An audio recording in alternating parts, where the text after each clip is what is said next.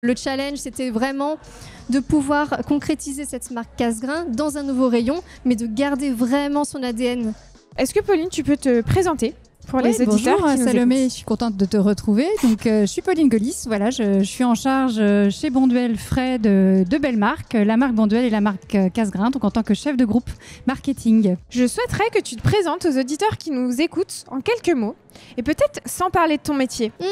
Ça, c'est toujours très compliqué. Ouais. Mais je pense que je suis une personne à la fois créative, très impliquée dans ce que je fais et curieuse, qui aime vraiment découvrir de nouvelles choses. Et c'est pour ça que dans mon métier, je suis à la fois passée par le terrain pour voir un petit peu l'envers du décor et après j'ai intégré mon poste au marketing. Aujourd'hui, on est là pour parler de Casgrain au frais. C'est un projet d'envergure pour Bonduelle. Si je dois donner ma petite touche personnelle, ayant travaillé chez Bonduelle, ça faisait longtemps qu'on en parlait de ce projet, donc ravie de le voir enfin en point de vente. C'est un rayon qui a connu un ralentissement des marques nationales avec un essor des MDD. Et là, on semble voir, en tout cas dans les analyses qui sont présentées, que la marque nationale reprend un peu du terrain de jeu. Est-ce que ça pour vous c'est favorable et est-ce que c'est quelque chose que tu observes aussi dans le cadre de ton métier ? Complètement, c'est exactement ce qu'on observe et du coup on se dit que c'est aussi le moment d'innover et de s'intégrer en tant que nouvel acteur dans le rayon en arrivant avec une proposition forte, différenciante, vraiment une gamme avec des assaisonnements et voilà, venir avec une vraie valeur ajoutée pour montrer que effectivement les marques nationales aussi ont leur rôle à jouer. Comment on fait pour s'implanter dans ce rayon-là ? Dans le contexte qu'on connaît, à savoir que vous avez aussi Bonduelle, donc pour pas qu'il y ait de cannibalisation, pour que ça génère de l'incrémental, enfin, tous ces questionnements-là, finalement, quand on intervient déjà avec une marque dans un groupe. Eh bien, gros challenge, ça aussi. Effectivement, comme je le disais tout à l'heure, c'est d'arriver vraiment avec une véritable valeur ajoutée, une offre différente. Donc là, on est vraiment dans l'idée d'apporter dans le rayon du plaisir, parce que c'est vraiment un rayon qui va être drivé par la praticité, par la rapidité. Et là, on veut apporter du plaisir avec cette gamme, et ça passe par la gourmandise, notamment des légumes cuisinés, dorés, grillés, rôtis, et l'assaisonnement gourmand. Donc, de par cette offre-là, on se différencie des offres dans le rayon, mais aussi au niveau localisation, puisque voilà, on recommande d'être plutôt implanté entre les MDD et notre autre concurrent Pierre Martinet, plutôt dans un pôle valorisé et végétal. D'accord. Donc voilà, avec une offre qui est plutôt cohérente par rapport à cette nouvelle offre Casgrain. Alors, quel a été l'accueil des distributeurs? Quand on a présenté aux distributeurs, il y a eu un véritable engouement. On avait commencé par un teasing en amont quand même pour faire monter la sauce en disant voilà, quelque chose se prépare avec les oreilles de lapin pour vraiment faire monter la sauce. Et après, à chaque rendez-vous, c'était quand même tout un événement en essayant de leur faire deviner les épices, voilà, pour les embarquer dans ce monde et cette culinarité qui est apportée par la marque. Quand est-ce que vous vous êtes dit mais non, en fait, on arrête et on pivote? En fait, on était convaincus, on avait toutes les réponses, ou en tout cas tous les signaux verts, pour dire que la marque Casgrain, encore une fois, dans le rayon salade traiteur, c'était super légitime. Donc, on savait aussi qu'il y avait une place pour une autre marque, différente de Bonduelle, différente de Pierre Martinet, pour ne citer que deux marques nationales connues dans cet univers. Donc, en fait, c'est aussi de l'audace et de la conviction en interne. On n'avait pas du tout envie de lâcher, d'autant plus que c'est ce que je vous disais. Ça fait des années qu'on parle de Casgrain dans le rayon frais, donc on sait que cette marque elle a un potentiel vraiment important. On la compare parfois, on la compare. En tout cas, on se compare souvent à Bonne Maman, qu'on trouve. D'ailleurs, bravo à toutes les équipes parce que moi, je trouve que tout ce qui est fait est absolument génial. Donc, voilà, il y a aussi des success stories dans des univers connexes aux nôtres, avec des marques très fortes et qui incarnent un certain nombre de choses, donc qui nous donnaient aussi de l'espoir et de la volonté d'avancer et sur ce projet. Après, tu as raison, on a eu aussi des revers, des moments de doute, des moments de challenge très forts en interne de nos patrons, de nos managers. Oui, je crois que l'audace, la conviction chez nous en interne et la pépite qui était Casgrain nous a fait aussi dépasser nos limites, convaincre à nouveau et toujours, en montrant que l'exécution qu'on proposait était la bonne. On s'est aussi beaucoup battu sur le prix. Je reviens dessus parce que c'est quand même un élément clé. Hein. Je le repartage partage aussi aux équipes marketing, même s'ils le savent certainement, mais voilà, trouver le bon positionnement prix, c'est vraiment clé pour réussir. Donc je pense qu'il faut donc de l'audace, de l'engagement très fort, il faut y croire.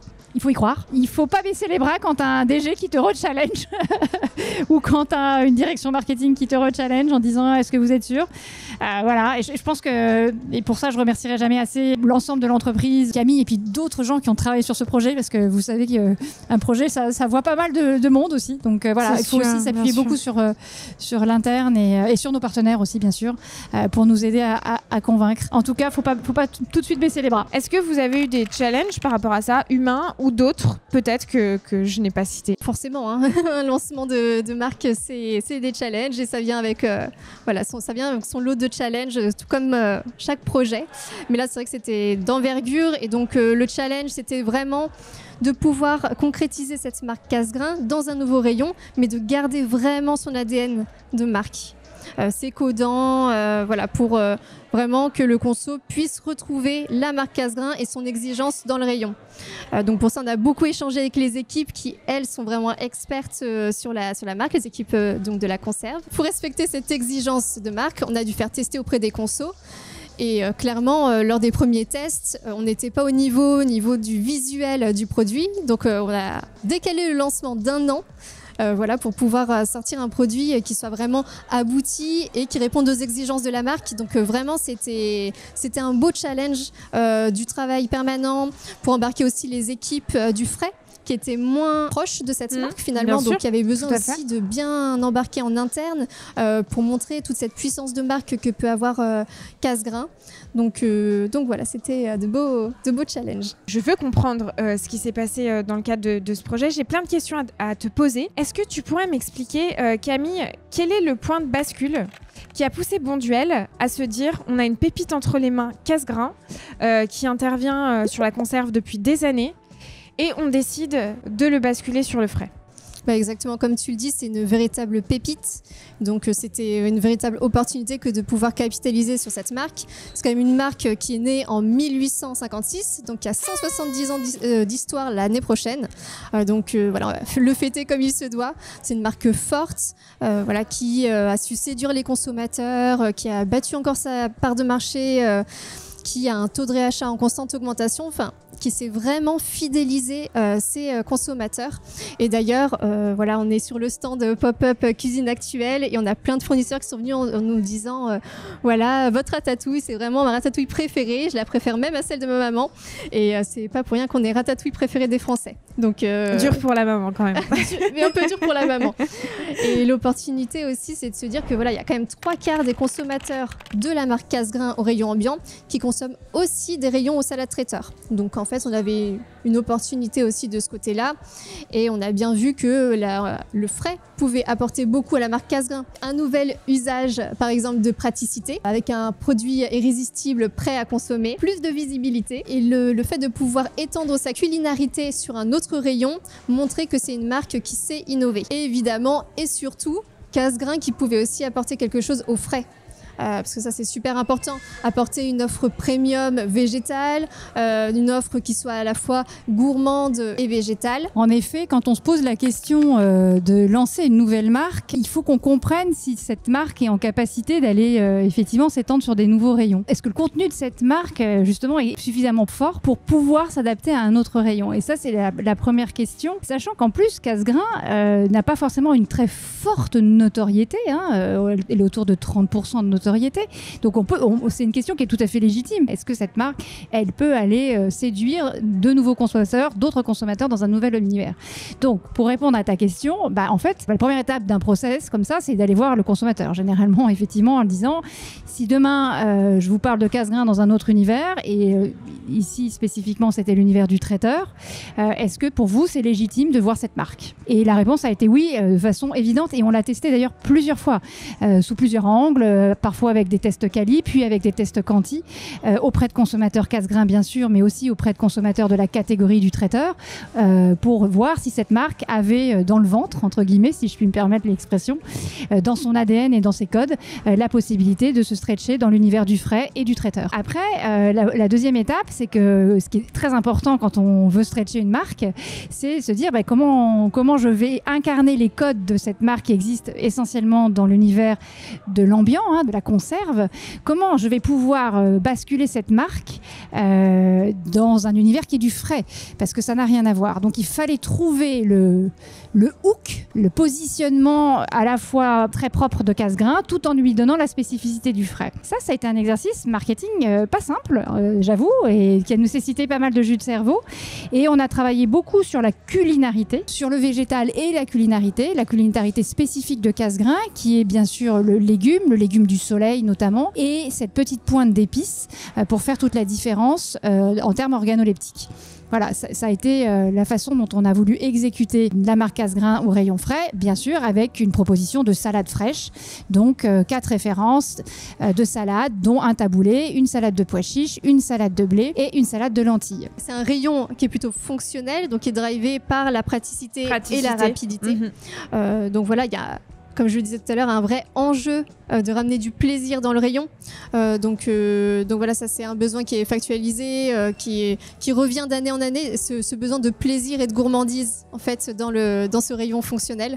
Donc ça, on s'est dit qu'il y avait quelque chose à craquer, une opportunité, et qu'on aurait très bien pu lancer une nouvelle gamme pour Bonduelle, mais que Cassegrain incarnait bien justement ce côté plaisir et cette culinarité qu'on pouvait apporter dans le rayon. Et on a pu le valider auprès des consos, puisqu'en fait on avait testé d'ailleurs nos 2 marques, et Cassegrain a largement été plébiscité pour incarner cette nouvelle offre. Donc voilà, les consommateurs ont parlé. Pourquoi le traiteur finalement? Parce que vous avez une pépite entre les mains qui évoque la culinarité, donc effectivement ça fait sens sur plein d'autres rayons. Pourquoi vous êtes allé chercher nécessairement le traiteur en particulier? Parce que justement on a pu vérifier auprès des consommateurs, grâce à des études, qu'il y a 3/4 quand même des consommateurs de la marque Cassegrain qui consomment au rayon des salades traiteurs. Donc voilà, il y avait vraiment un vivier de consommateurs déjà présents et convaincus par la marque qui était déjà présent dans le rayon. Et c'est un rayon qu'on connaît très bien. Finalement, on est déjà présent. Donc voilà, ça faisait sens d'attaquer par ce terrain de jeu qu'on maîtrise. Quelle est l'offre Cassegrain aujourd'hui? On parle de quoi? De quel positionnement? Peut-être même de quelle vision pour la marque? Et puis, tu parlais beaucoup de la culinarité, des recettes. Quelles recettes vous avez choisies? Pourquoi ce choix? Est-ce qu'il y a d'autres recettes? Comment vous avez ranké et choisi? Effectivement, comme je te disais, on est plutôt parti d'un processus assez créatif qui était de dire, en ouvrant complètement nos chakras, en disant, et demain, si Cassegrain se lance en salade traiteur, qu'est-ce que ça pourrait être? Mais assez vite, la réalité du marché, de la catégorie, nous rattrape aussi, parce que on voit assez rapidement que partir trop loin sur des recettes trop clivantes, parfois trop osées, j'ai envie de dire, parfois trop exotiques, ça fonctionne pas. Donc on a compris assez vite que un des incontournables du rayon, c'était un taboulé. Donc raison pour laquelle effectivement on l'a travaillé de façon assez particulière, puisque voilà, ça n'a pas grand-chose à voir avec les taboulés du marché, à l'exception du fait que c'est de la semoule, mais on a travaillé des épices particulières, une petite pointe de cannelle qui lui donne vraiment une typicité à part. Pour répondre à ta question, notre enjeu à nous et notre vision du consommateur, au-delà de la marque Cassegrain, c'est qu'on veut développer le végétal, c'est notre mission, développer le végétal dans les assiettes, et pour ça on voulait plutôt développer des recettes à base de ce trio qu'on appelle trio magique, qui est de la légumineuse, de la céréale et des légumes. Et donc on a plutôt travaillé des offres, et vous verrez, il n'y a pas de crudité par exemple chez Cassegrain. Il y a ces offres, ce qu'on appelle souvent aussi plus cœur de repas, avec donc des féculents ou plutôt des céréales, donc du blé, de la légumineuse, du pois chiche ou de la lentille. C'est des ingrédients qui existent peu dans l'univers du marché de la salade traiteur. On avait donc aussi envie d'innover et d'apporter ce bénéfice aux consommateurs d'une salade roborative, alors pardon pour le terme, qui cale, qui peut servir pour un déjeuner et qui a aussi une gourmandise spécifique de Cassegrain. Donc encore une fois, à chaque fois une petite pointe d'épices qui va faire toute la différence. Et pour finir, bien sûr, on les a aussi quand même testés auprès de consommateurs pour dire est-ce que c'est bien la bonne offre que vous attendez. Tout à l'heure en off, je demandais à Camille, est-ce qu'il y avait des insights au niveau des recettes? Parce que souvent quand on lance une gamme complète, on a des recettes qui sont un peu en tête de peloton en se disant celle-ci va mieux performer que d'autres. Est-ce que justement tu as validé certaines hypothèses ou à l'inverse ça a bousculé un peu les hypothèses que vous aviez écrites, le fait d'avoir les premières VMH sur les recettes? Eh ben écoute, oui, ça a un peu bousculé ce qu'on pensait, parce que justement, ce taboulé qui est dans la gamme, on pensait que ça allait être celui qui allait le plus performer, tout simplement parce que c'est une recette plus consensuelle. Alors on se dit avec une nouvelle gamme, peut-être que c'est plus facile d'entrer en goûtant cette recette-là. Et finalement, les 4 recettes performent de la même manière, avec un petit peu plus de VMH sur la blé et sur la lentille, mais c'était pas notre pari de départ, donc oui. Quel est l'accueil justement des chefs de rayon? J'ai cru entendre que le siège était extrêmement impliqué aussi sur le terrain pour accompagner les chefs de secteur dans l'implantation de cette nouvelle gamme. Qu'est-ce que tu peux nous dire sur les premiers retours terrain? Alors au niveau des retours, donc on a notamment mis en place une activation Shopmium, donc ce qui nous permet de collecter des avis des consommateurs. Donc là on a pu vérifier qu'on avait réussi notre pari de gourmandise, puisqu'ils sentent bien l'assaisonnement, ils trouvent les recettes très bonnes, la fraîcheur aussi pour vraiment s'intégrer au rayon du frais. Et donc ça c'est de super retours. On est aussi très content de la montée en DV, donc ce qui prouve que les distributeurs continuent de nous suivre. Et en plus on est référencé dans 100% de la distribution, donc voilà, c'est vraiment un beau succès de la part des équipes commerce et terrain. Et justement, le terrain a pu nous faire des remontées et au niveau des chefs de rayon, globalement très content parce que ça rajoute aussi une nouvelle marque dans le rayon, un peu de dynamisme. Voilà, donc nos équipes terrain balisent fièrement cette nouveauté avec leur PLV et ça émerge très très bien en rayon. Aujourd'hui, le frais devient une verticale sur laquelle vous voulez mettre le poids du corps, notamment avec Casgrain, de ce qu'on voit. Si on se parle, Casgrain à 5-10 ans, dis-nous tous les projets. Et là, je ne pourrais pas raconter tous les projets. Ce que je peux vous dire, en tout cas, c'est que, le traiteur, ce qu'on appelle nous le traiteur, donc qui est beaucoup plus large que juste la catégorie des salades qu'on appelle les salades traiteurs, est un axe stratégique du groupe Bonduelle depuis maintenant relativement longtemps. Hein. Donc c'est une verticale depuis des années. On a la volonté effectivement de se renforcer sur ce rayon traiteur qui est très large. Et pour nous, c'est un des segments les plus en croissance aujourd'hui dans l'univers de la GMS et dans l'univers de l'agroalimentaire de manière générale. Et ça va devenir pour nous un axe stratégique majeur. Pour te répondre sur Casgrain, vous avez bien compris que cette marque, elle porte un certain nombre de choses. Elle porte des valeurs, des forces très fortes autour du végétal gourmand, de la magie du végétal. Et vous avez bien aussi compris que le végétal n'est pas cantonné qu'à une petite partie du rayon traiteur. Voilà ce que je peux vous dire sur l'avenir de Casgrain. On est des business women et des businessmen. On a envie d'aller faire du chiffre. La grande conso, c'est quand même un milieu qui ne pardonne pas. La grande conso, le shopper et le distributeur, parce que c'est dans l'équation très important. Et moi, je me demande, pour les auditeurs qui nous écoutent, qui sont des marques qui réfléchissent sur leur stratégie, à partir de quel moment on peut se dire on y va, c'est pertinent? Qu'est-ce que tu dirais, toi, de ton expérience? À partir du moment où on a validé auprès du conso que voilà, tous nos concepts sont vraiment pertinents, qu'il y a une vraie valeur ajoutée à venir s'intégrer dans un rayon, parce que c'est pas simplement une marque qui lance une nouvelle gamme, c'est une nouvelle marque dans un nouveau rayon. Donc il faut vraiment arriver avec une proposition qui est forte. Et surtout aussi, je trouve, parce que malheureusement de super Zino, il y en a énormément, mais aussi avoir un prix adapté par rapport aussi à l'univers concurrentiel, parce qu'on peut avoir la meilleure Inno possible. Je pense que si dans l'univers concurrentiel on est déconnecté, finalement, on peut ne pas réussir à faire sa place. Donc pour moi, c'était aussi super important. Et bien sûr, faire en sorte qu'elle soit connue, visible sur le point de vente, parce que c'est pareil, on peut sortir la meilleure Inno, mais si le conso ne voit pas qu'il y a une innovation dans le rayon, eh ben, il ne l'achètera pas.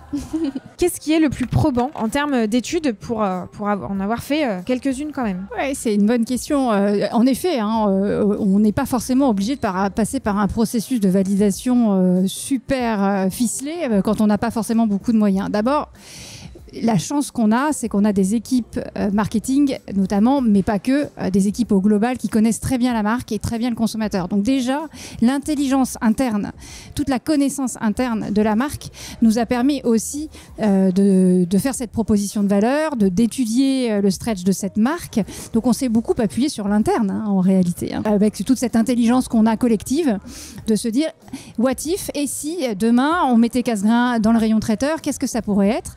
On s'est aussi beaucoup appuyé sur une expertise importante dans le groupe, c'est l'expertise culinaire, puisque comme je vous le disais, Cassegrain c'est le végétal irrésistible, le végétal gourmand irrésistible, la magie du végétal, et ça effectivement derrière c'est une exécution produit très bien connue de nos équipes culinaires, et du coup pareil, on a plutôt commencé avec cette intelligence interne en travaillant main dans la main avec les culinaires pour se dire et si demain on devait faire une recette de salade Cassegrain, ça serait quoi? Et là on a commencé à travailler de façon très brainstorming tous ensemble en se disant ça pourrait être un taboulé mais il serait différent, en quoi il serait différent. On n'a pas eu besoin tout de suite d'aller voir le consommateur pour lui dire et si vous deviez avoir une offre Cassegrain en salade, ça serait quoi? Mon conseil pour en revenir à ta question, c'est déjà utiliser effectivement les connaissances de l'interne et travailler en mode co-construction collaborative avec des gens qui connaissent bien la marque pour se dire comment je pourrais exécuter cette marque dans un nouveau rayon. Voilà. Après, peut-être aussi pour rebondir sur ce que tu dis et aller un tout petit peu plus loin, ce dont je reste convaincue quand même moi avec maintenant quelques années d'expérience et des succès comme des échecs qui sont aussi très importants. Donc on a eu aussi des enseignements de ce qu'on a pu envisager de lancer et qu'on n'a pas forcément lancé.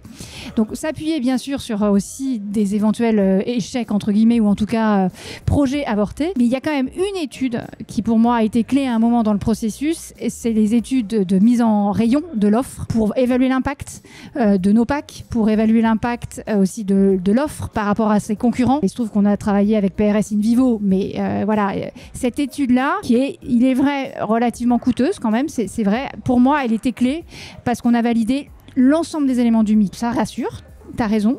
Mais ça donne aussi des arguments derrière pour les équipes commerciales pour aller vendre le produit et pour dire on a les armes pour se battre. Voilà ce que je dirais et voilà ce que je conseillerais, en tout cas comme must-have, cette étude-là. Comment on fait pour implanter une nouvelle marque sur une nouvelle catégorie? Si tu as 2-3 points clés majeurs, peut-être un peu théoriques, mais qu'il faut absolument cocher avant de se lancer, ce serait quoi? Je dirais bien connaître son marché cible, là où on veut s'installer, et bien connaître sa concurrence. C'est un peu évident, mais c'est toujours mieux en le disant, ça c'est certain.